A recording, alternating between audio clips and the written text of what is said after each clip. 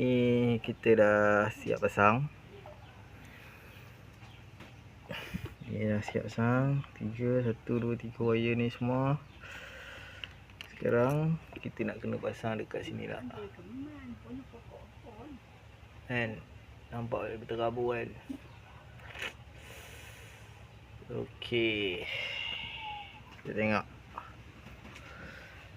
Adakah voltage dia akan stabil ataupun tidak untuk pemasangan yang baru ni. Tapi kita dah dapat detect lah. Dia punya yang lama tu rosak sebab ni wire ni terbakar. Kalau ikutkan boleh je pakai balik ni, repair balik kan, solder balik, tape balik, yang kasi dia terbakar ni keluar. Tapi tak apa, kita dah beli yang baru. Patutnya kita buka dulu itu lagi. Kita pasang lah yang baru ni. Jangan banyak cerita.